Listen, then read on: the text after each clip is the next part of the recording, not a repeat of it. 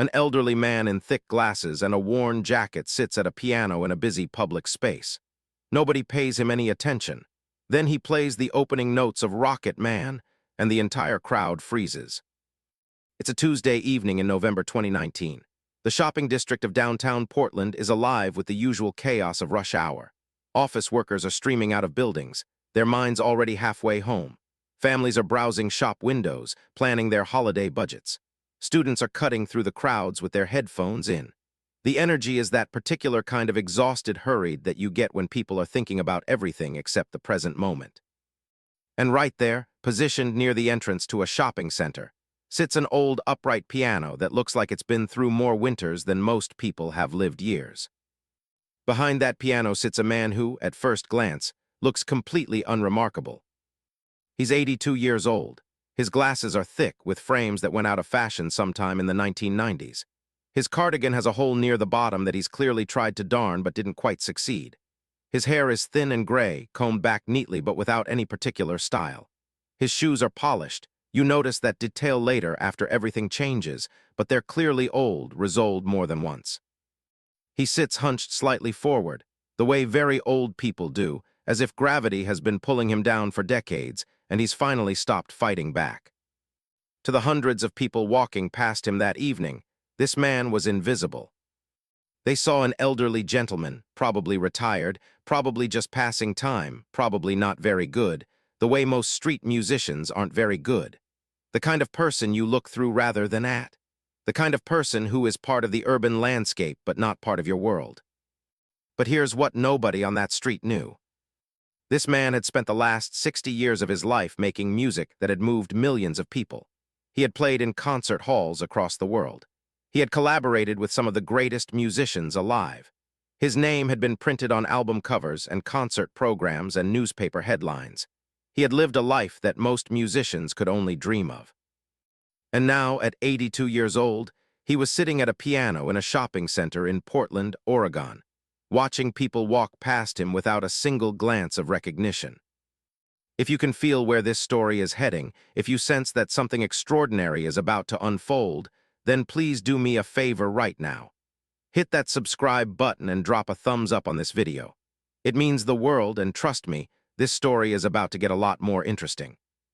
Now, to understand why this moment mattered so much, you need to know who this man actually was, and how he ended up in this particular position on this particular evening. His name was Richard Coleman, and Richard Coleman had been one of the most respected session pianists in the history of recorded music. He wasn't the kind of famous that gets you recognized on the street. He wasn't a household name. He didn't have platinum records under his own name or sold-out world tour or millions of social media followers. He was the kind of famous that exists within the world of music itself, the kind that other musicians know about, that producers call when they need someone exceptional, that gets mentioned in liner notes and thanked in acceptance speeches. Richard grew up in Sacramento, California in the 1930s and 1940s. His father was a construction worker. His mother was a schoolteacher. They had very little money, but they had something more valuable. They had a deep love of music. His mother would play classical records on an old record player, and young Richard would sit transfixed, watching the stylus move across the vinyl as if it held the secrets of the universe. When Richard was 6 years old, his mother took him to a concert. He doesn't remember which concert anymore. It was over 70 years ago, but he remembers the feeling. He remembers the way the piano sounded when played by someone who understood it not just as an instrument, but as an extension of their own soul. He remembers walking out of that concert hall and turning to his mother and saying, "I want to do that." His mother smiled and squeezed his hand. "Then you will," she said. But they didn't have money for piano lessons. They didn't have a piano. They barely had money for food during those Depressionary years. Richard's father worked whatever jobs he could find, and most nights, the family's dinner was bread and beans stretched as thin as possible. When Richard was 9 years old, something changed. A church in their neighborhood received a donation, an old piano that a wealthy family was replacing. The church decided to offer free piano lessons to neighborhood children as part of their community outreach. Richard's mother signed him up immediately. His first teacher was a woman named Miss Alina Bradshaw. She was in her 60s by that point, a former concert pianist who had suffered an injury to her hand that ended her performing career. She had channeled all of her artistry, all of her passion, all of her knowledge into teaching. From the moment Richard sat at that church piano for his first lesson, Miss Bradshaw knew something was different about him. She later told people that he didn't learn music the way most children did. He didn't just memorize the mechanics of it. He seemed to understand it intuitively, as if the piano was simply revealing what was already alive inside him. By his teenage years, Richard was playing pieces that students twice his age were still struggling with. He was performing at school events, church services, and local competitions. He won scholarship after scholarship, opportunity after opportunity. But Richard never let success make him arrogant. He never forgot Miss Alina and her worn-out fingers showing him what music could be. After high school, Richard attended the Juilliard School of Music in New York on a full scholarship. This was the 1950s. The world of music was changing. Jazz was emerging as a serious art form. Rock and roll was beginning to rumble. Traditional classical training was becoming less relevant for young musicians who wanted to make a living. Richard studied classical technique rigorously, but he also spent his nights in clubs in Greenwich Village and Brooklyn, listening to jazz pianists, learning how to improvise, understanding how to bend the rules once you understood why the rules existed in the first place. After graduation, instead of pursuing a soloist career, Richard made a choice that surprised some of his teachers. He became a session musician. A session pianist works behind the scenes. You're brought in to play on other people's recordings. You provide the musical foundation that other artists perform over. You don't get your name in big letters on the album cover. You get a small line in the credits, piano, Richard Coleman, and a check that hopefully covers your rent. Most ambitious musicians see session work as a stepping stone to something bigger. For Richard, it became his calling. He understood something that a lot of musicians don't. The ego doesn't have to be about your name. The satisfaction comes from serving the music itself, from finding the right harmonic structure that makes a vocal performance soar, from understanding what a particular song needs and providing it with invisible perfection. And so Richard spent the next 50 years doing exactly that. He played on recordings that became classics. He worked with artists whose names you would recognize immediately if I mentioned them. He was called in for sessions because producers knew that if Richard Coleman was playing piano, that element of the arrangement would be absolutely perfect. He won Grammy Awards that nobody really knew he had. He appeared on over 200 albums, many of which became platinum sellers, many of which changed the direction of popular music. But Richard Coleman's name was never in the spotlight. He never walked a red carpet. He was never interviewed on television shows. He didn't have fans who recognized him on the street. He had something quieter but arguably more valuable. He had the respect of his peers and the knowledge that he had contributed to some of the most important music of the last half-century. And then something happened that changed everything. In his mid-70s, Richard's health began to decline. Nothing catastrophic, but the accumulation of age and a lifetime of repetitive stress on his hands and shoulders and back. He developed arthritis in his fingers. His hearing, which had always been exceptionally acute, began to fade. He retired from session work not all at once, but gradually, taking fewer sessions, then fewer still, until eventually he stopped being called.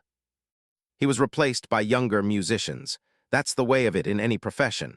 There's always someone younger and hungrier coming up behind you. Richard moved to a small apartment in Portland to be closer to his daughter and granddaughter. He still had his money. He had been smart about saving and investing over the decades, but he was lonely in a way he hadn't expected to be. His wife had passed away 5 years earlier.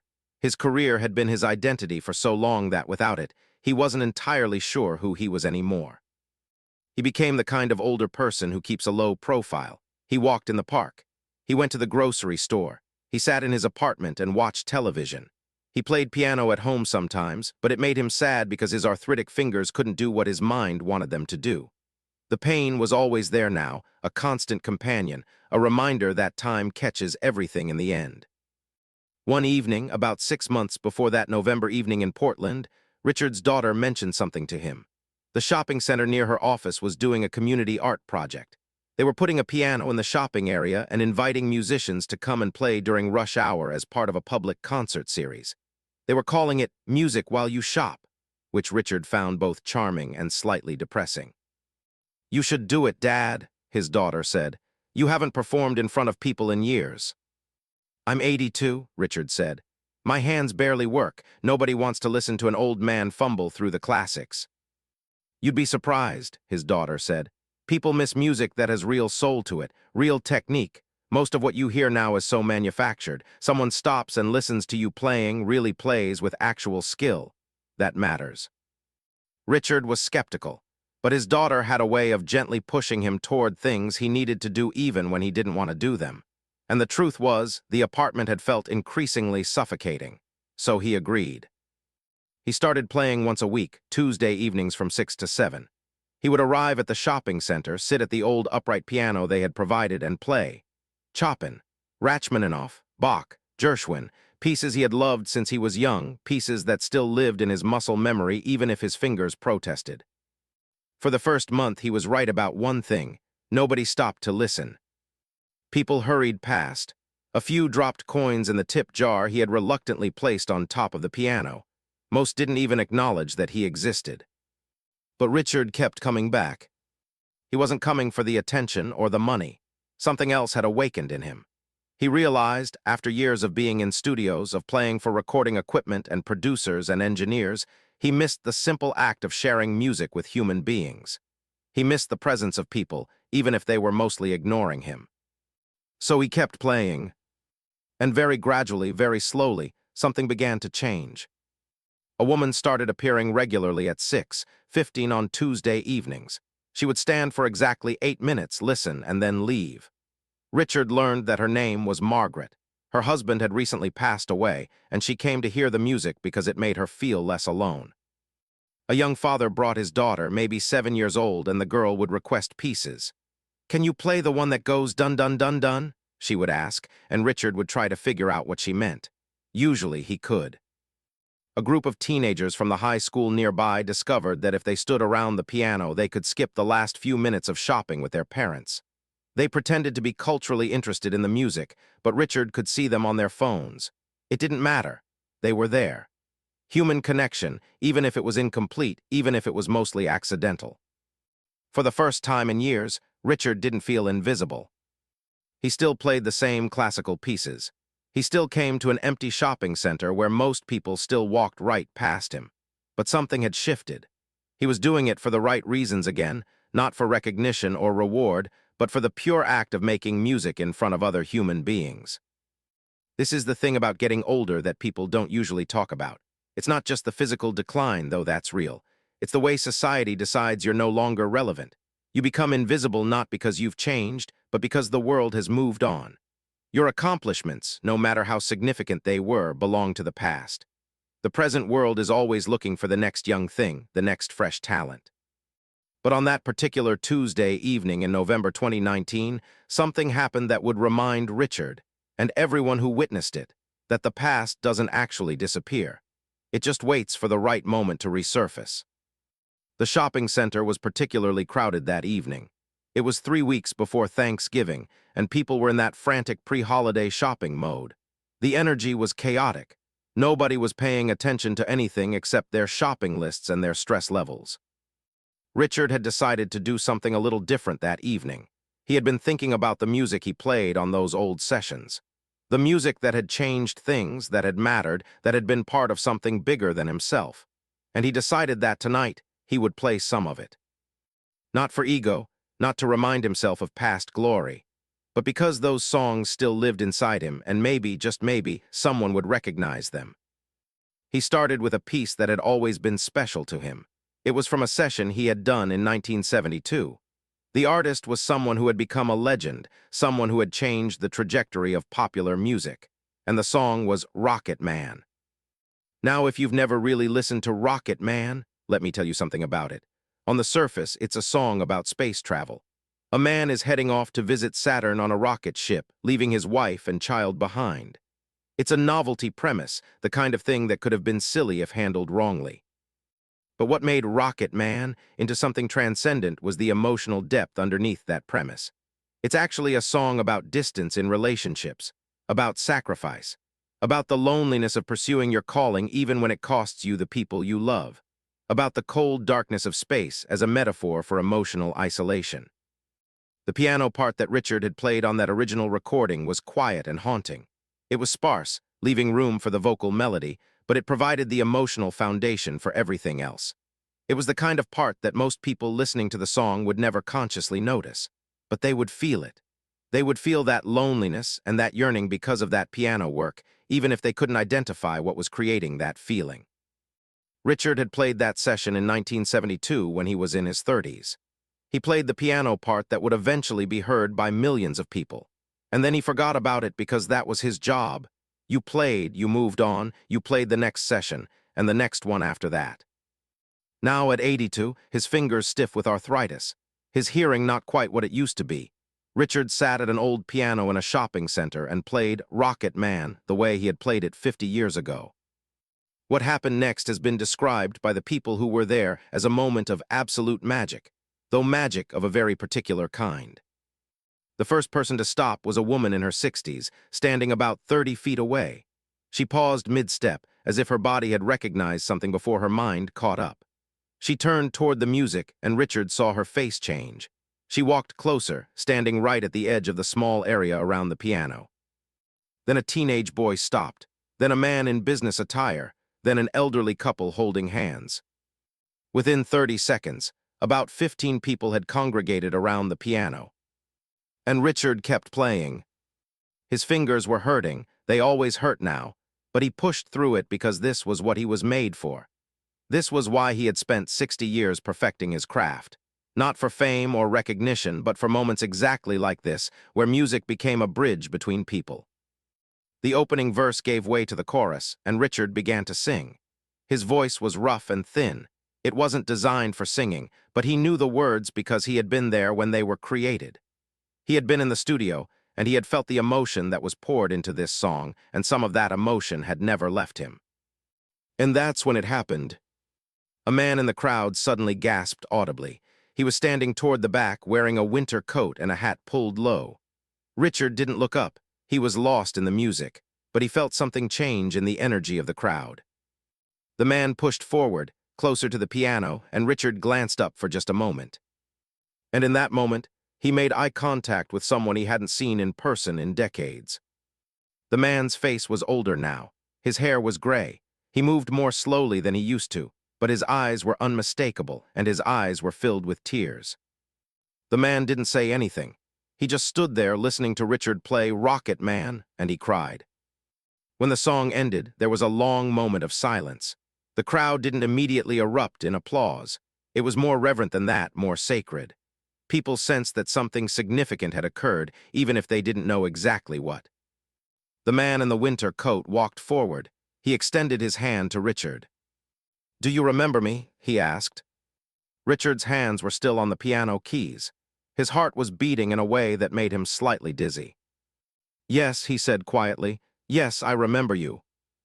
The man was David Wilson, and 50 years ago he had been the producer of Rocket Man. He had been the one who had called Richard in for the session. He had been the one who had recognized that this particular piano part needed to be perfect, and he had trusted Richard to make it perfect. "I haven't heard you play that song in person," David said, his voice shaking slightly. 50 years. I've heard you play it on the recording 10,000 times, but I've never heard you play it live." "You probably haven't heard it much lately," Richard said. "That song was from a different era." "That song is eternal," David said flatly. "And you're the reason it became what it became. I've never told you that, have I? I never told you properly what your playing meant to that recording. I was always moving on to the next thing. I never stopped to thank you." Richard didn't know what to say. He had been replaced. He had been forgotten. He had become invisible, and now suddenly someone was seeing him. Someone was saying that his work had mattered. "I saw an article last month," David continued. "It mentioned that you were still alive, living in Portland. I didn't believe it at first. I thought you had passed away. And when I realized you were still here, I kept thinking I should reach out. And then tonight, I was here shopping, and I heard this music, and something made me look closer. And it was you." David pulled out his phone. "Do you mind if I record this? If I record you playing, I want to document this. I want people to know that you're still here. I want people to know what you did." Richard hesitated. After 60 years of working behind the scenes, being recorded by others, being part of larger projects, the idea of being the focus felt strange. But then he thought about Margaret. who came on Tuesday evenings because his music helped her feel less alone. He thought about the little girl who asked him to play her songs. He thought about all those millions of people who had heard his playing on their radios and in their cars and on their record players and didn't know his name. "Yes," he said, "you can record." David raised his phone and asked Richard to play Rocket Man again. This time the crowd was bigger. Word had somehow spread. Maybe someone had started live streaming, maybe people texted friends, maybe it was just the natural way that gathering attracts gathering. There were over 100 people standing around the piano now, and they were completely silent. Richard played, and when he finished, the applause lasted nearly 5 minutes. But this story doesn't end with applause, though that would be a satisfying ending. David Wilson kept his promise. He did more than just record Richard that evening. He started making phone calls. He connected Richard with a documentary filmmaker who became interested in the story of session musicians, the invisible artists who had shaped modern music. He posted about Richard on social media, and the post went viral. Music journalists started writing about Richard Coleman, suddenly recognizing that he had been a central part of music history that nobody had properly credited him for. Within 3 months, Richard's name had appeared in major magazines and on prominent websites. He gave interviews, uncomfortable ones because he was a private man and he had never sought attention, in which he talked about his career, his philosophy of music, the artists he had worked with, and what it meant to spend a lifetime building things that you would never be credited for. Young musicians started reaching out to him. They wanted to know his secrets. They wanted to learn from him. They wanted to understand how to balance ego with artistry, how to serve the music rather than serve yourself. Richard started teaching. He gave lessons at the Portland State University. He held master classes for promising young pianists. He finally, at 82 years old, became known. But here's the remarkable thing. Richard didn't let it change him. He still played at the shopping center on Tuesday evenings. He still played the classical pieces he loved. And yes, sometimes he played Rocket Man. And every time he played it, he thought about David Wilson standing in that crowd, tears in his eyes, finally saying thank you.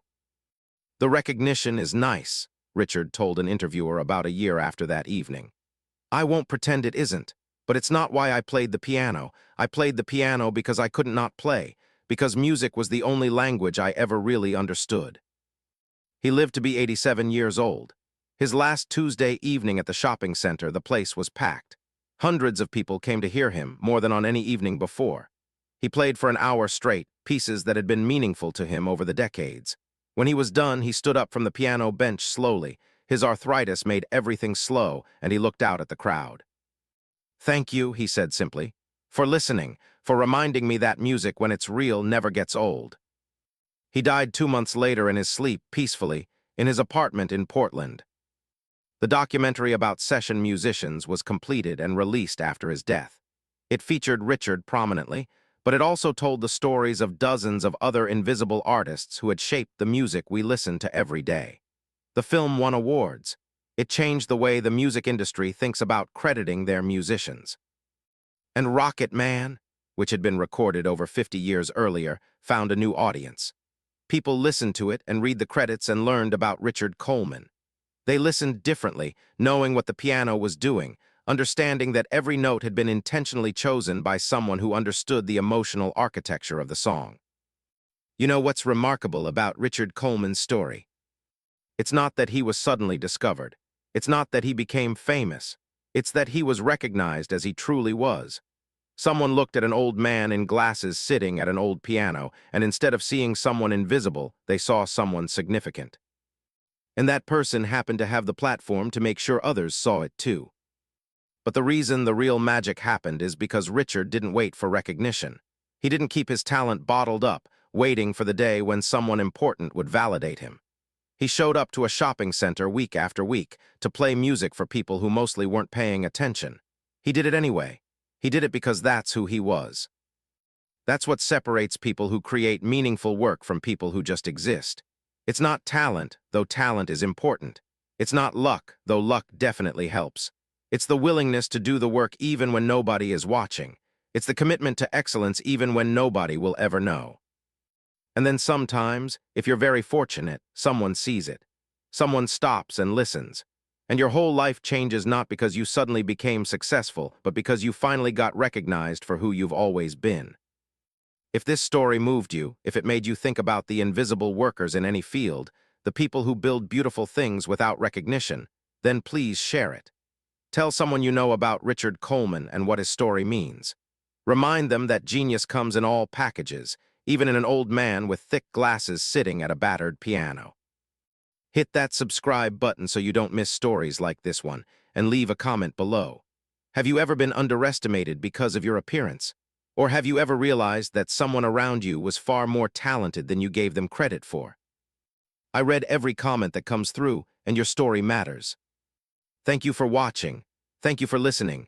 And remember, the most extraordinary people are often the ones you walk past without seeing.